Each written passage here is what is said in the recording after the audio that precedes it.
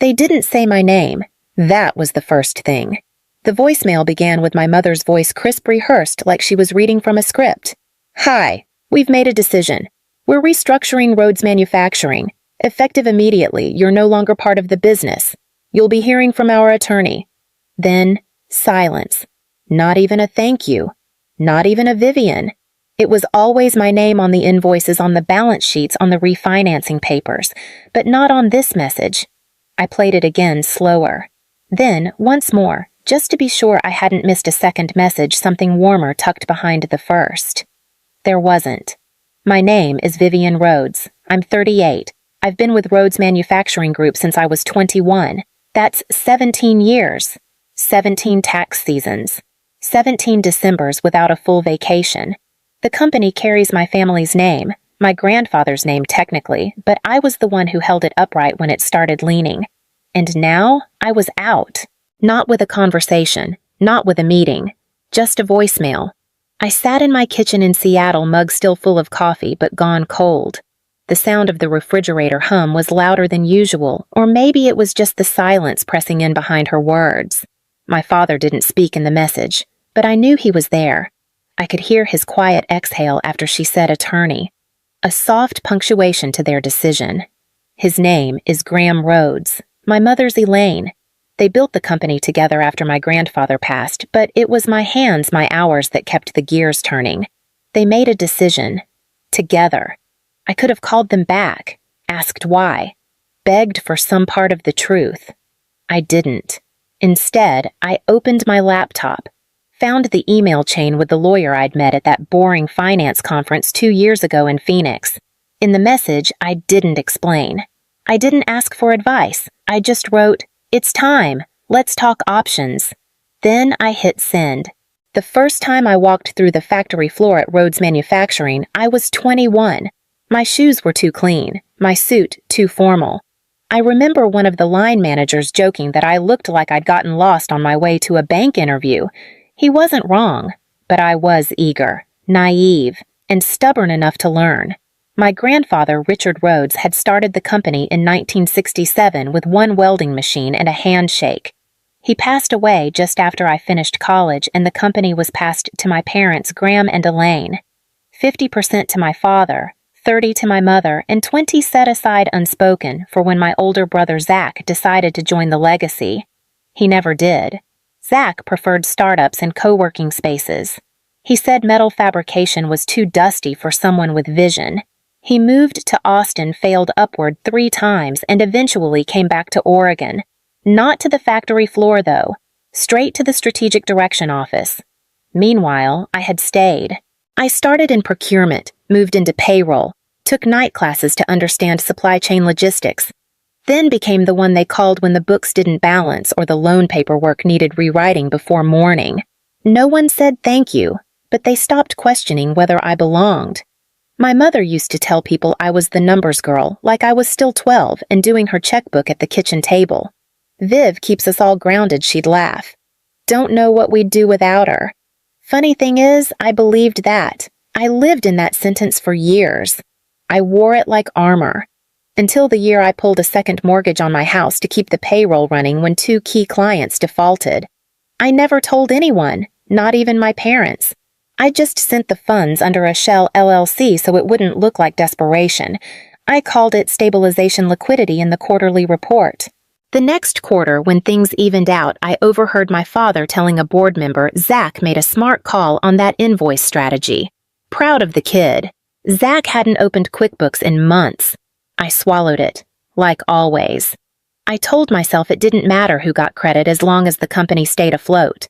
That was my role. Not the name in the paper, but the name in the emergency file cabinet. Over time, things shifted. My access to high-level planning meetings started fading. My mother said I was overloaded already and should focus on what you're good at. Then came the updated org chart. My name wasn't on it. I asked about it. Elaine smiled, touched my arm, and said, "Viv, you know we value you, but this is just a visual. Don't overthink it." That was 2 years ago. 1 year ago, I noticed my headshot was missing from the company website. The About page listed Graham as Founder, Elaine as President, and Zach as Executive Vision Lead. There was no CFO, no mention of finance at all. I took a screenshot, not because I needed proof, but because part of me still couldn't believe it. I had become the invisible gear, the piece that only matters when it breaks. I stayed anyway, because somewhere beneath the silence I still believed they'd see me again, that all the years I kept them afloat counted for something, that maybe, just maybe, blood still meant belonging. It didn't happen all at once. That's the cruel thing. It wasn't a firing. It wasn't even a fight. It was a slow subtraction, one folder at a time, one shared drive permission quietly removed, one group thread I suddenly stopped seeing. I noticed it first when I went to update the vendor schedule and couldn't access the Google Sheet I had built from scratch 6 years ago. Access denied, the screen said. I thought it was a glitch. I emailed Zach. He replied, "Oh, yeah, we've consolidated finance ops into a different workflow. Nothing urgent. I asked to be looped in. I never was." A few weeks later, my badge didn't open the second-floor conference room.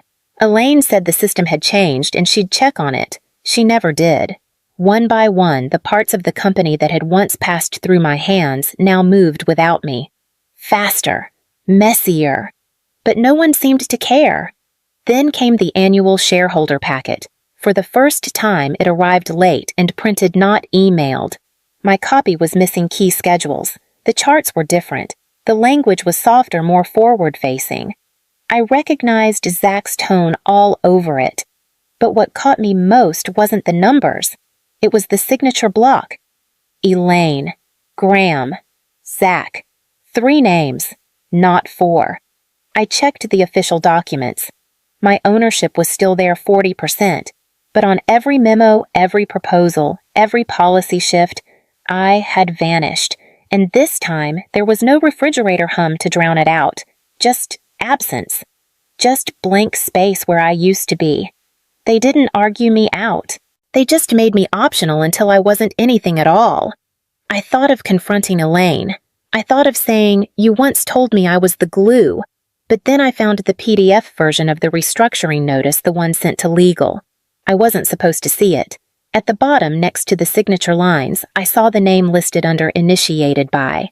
Vivian Roads, President, Mother, the same woman who once held my head when I sobbed over a missed quarterly target. The same woman who told me, "Viv, we couldn't do this without you." She had signed the document that said, "We no longer need you." I didn't respond. Not to the packet, not to Zach's memo, not even to the voicemail. What would I have said? "You forgot me." They hadn't. They erased me. There's a difference. For a few days I waited, out of old habit. Some piece of me still half hoped someone would follow up, ask if I was okay. Say it had been a misunderstanding, that they'd fix it. No one did. And that's when something shifted. Quietly. Not like a storm. More like a door clicking shut behind you. You don't hear the noise. You just feel the air change. I opened the old Gmail thread, the one from Phoenix 2 years ago. A boring finance conference in an even more boring hotel. But I'd met a lawyer there, Janet Lynn, from a boutique corporate law firm that specialized in private equity transitions. We'd exchanged cards. Nothing serious, but I'd kept her contact. I typed a short message, just 5 lines.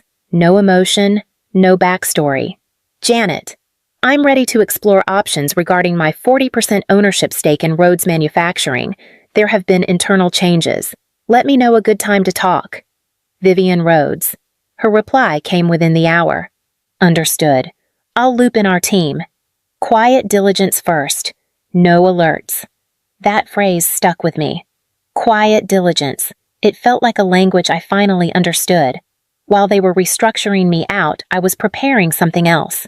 Not revenge, not even justice, just exit, but not on their terms. I started gathering records, emails, financial transfers, old QuickBooks backups, the unacknowledged personal loans I'd made to float the company through tough quarters. Everything I'd ever done to keep Roads from crumbling. All the contributions they never listed. My folders were full of them. Spreadsheets, PDFs, bank confirmations, a paper trail they thought I'd forgotten. I hadn't. I printed them all out. labeled each one, color-coded the years. It took days. I worked at night with nothing but the desk lamp and the low thrum of Seattle rain against the window. I didn't feel angry. I felt accurate, like I was finally balancing the books not for the company, but for myself. Janet and her team reviewed everything. We discussed structures, buyer profiles, how to do this cleanly, quietly, and legally.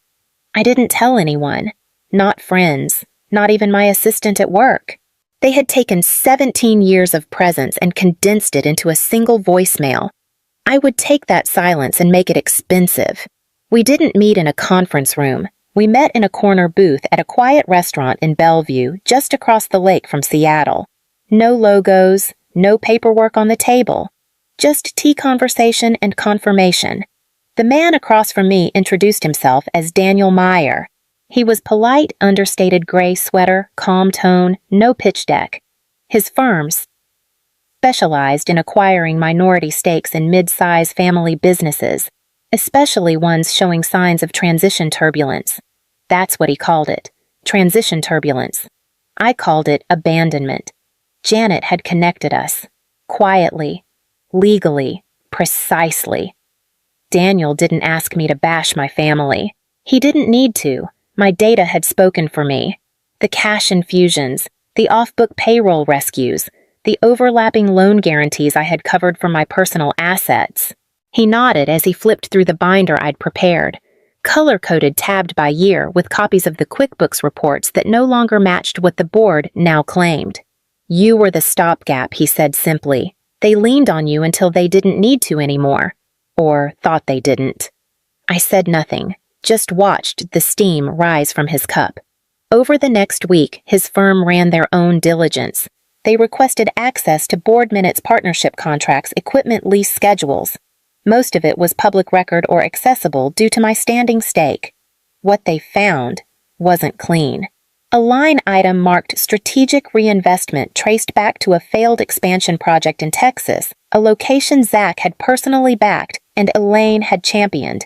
Over $800,000 in unreported losses tucked behind soft-coded budgets and vague language. Another report flagged duplicated payments to a marketing agency with no physical address. A shell, most likely. Or a favor. Or worse. I didn't press for answers. I didn't need to. I had what I needed. Within 2 weeks, the purchase agreement was finalized. My 40% stake, valued fairly by a third-party assessor, was transferred in full to Daniel's firm. No drama. No board vote required. The operating agreement, last updated in 2016, had no right of first refusal clause. I had every right to sell. We signed the papers in a small downtown office, neutral ground. The table was polished maple. No family crests. No Roads legacy quotes on the wall. Just signatures. Just silence. After the funds cleared, Janet drafted my exit memo. I didn't read it twice. Instead, I opened the original voicemail from Elaine just once more. I listened all the way through. You'll be hearing from our attorney. They had meant it as a warning, a wall, a dismissal. It ended up being a door. I forwarded the message to my archived folder. Then I sent a new email, short final transfer complete. All communications to be directed through counsel. No regards, no closing sentiment. Just closure. And for the first time in 17 years, I closed the Roads folder on my desktop and didn't save changes. The first call came at 6:12 a.m. I let it ring, then silenced the second. By the time I'd finished my coffee, there were 16 missed calls. By noon, it was 47. The next morning, 72. Zach tried every number. My cell, my office, even Janet's direct line, which she ignored. He left voicemails, each one more frantic, less coherent. On the third day, I picked up. Not because I wanted to, but because I was curious what panic sounded like in his voice. Vivian, you have to undo this. Please, you don't understand what's happening. He was out of breath. Background noise sounded like someone pacing on tile. They froze everything he gasped. The investor, your buyer, they're requesting a forensic audit. They're saying there are discrepancies. Viv, they're going line by line. I let the silence sit a second longer. Then, that sounds like standard due diligence, Zach. He made a choked sound, somewhere between a laugh and a sob. You don't get it. They're going back years. They've flagged the Texas reports, the vendor contracts, even Mom's restructuring memos. They found gaps. Viv, they found things that could look bad. Or things that are bad, I asked, voice calm. He didn't answer. You have to help us, he said finally. You have to talk to them. They'll listen to you. Just tell them it's all fine. That we're clean. I can't do that. Why not? I leaned back in my chair. Because you said I was out. He went quiet. I was told I'd hear from your attorney, I continued. Instead, my buyer heard from yours. And now your company has a new stakeholder, with questions, that I no longer have to answer. Viv. His voice cracked. It wasn't supposed to go like this. Mom didn't think you'd actually... Actually what?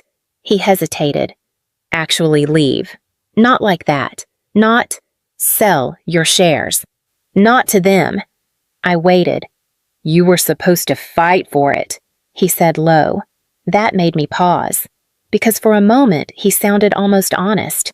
Almost like the kid I used to sneak popsicles with after school in the break room. Before we grew into roles we never chose and became people we couldn't recognize. You wanted me to fight, I said, so you could be the one who forgave me when I lost. He didn't deny it. There it was, the unspoken arrangement, the setup. They'd erase me, and if I reacted poorly, rage, demand, beg, they'd keep control. And if I stayed quiet, they thought I'd come crawling back. But I hadn't done either. I'd walked out the side door and locked it behind me. You could fix this, he said one last time. Just one call. No, I said, you fix it. You're the one who said I wasn't part of the real decisions. Now you are. I ended the call. He called back. I didn't answer. Janet called 10 minutes later with an update. The investors' audit team had officially launched a compliance investigation. My former title was flagged in multiple filings but omitted in recent reports. Legal exposure was likely. In short, they were in trouble. I felt no joy, no anger, just stillness.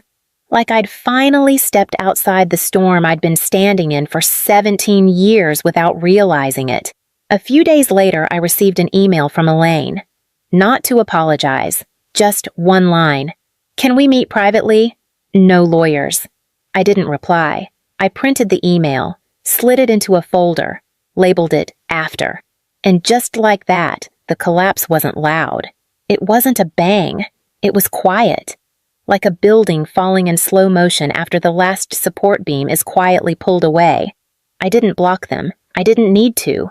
Zach stopped calling after the audit became public within the local business network. Elaine switched to emailing once a week, vague professional always signed, warmly Mom. Graham never reached out at all. I forwarded everything to Janet's office. Her paralegal responded with templated replies. I never saw the contents again. It was easier that way. Some part of me had expected the silence to feel like grief. I braced for it like a second storm behind the first. But it never came. Instead, there was a space I hadn't felt in years. Not loneliness, not sadness. Breathing room. I stopped waking up with my jaw clenched, stopped checking my phone every 5 minutes. I began having weekends again, coffee that stayed hot, sunlight through the windows that didn't feel wasted. For the first time in nearly 2 decades, my calendar was mine, not filled with board prep, not crisis control, not fixing someone else's mess while being told I was lucky to be involved. Just stillness. And in that stillness, I finally understood something. They didn't cut me out because I was weak or inconvenient. They cut me out because I made it work, because I had become the part they could never control and never fully credit. So they erased me. But here's the thing about being erased, it doesn't make you disappear. It just makes you harder to manipulate. The package arrived on a Thursday. No return address, no card. Just a brown padded envelope sealed carefully, my name printed in my mother's handwriting. Inside a photo frame. The same one that used to sit on the console table in the Roads main office, the one near the front lobby. In the photo, we were standing in front of the old warehouse, me, Zach, Graham, Elaine, smiling like we'd all earned the same place, like we'd built something together. Back then, I believed we had, but now looking closer, I saw what I hadn't seen before. The frame had a new chip in one corner. A hairline crack ran through the glass right across my face, not shattered, not intentional, just worn, like time itself had rubbed me out. I didn't fix it. I didn't hang it up. I didn't even keep it on my desk. I placed it in a drawer, closed it without sound, and with it closed the last open door.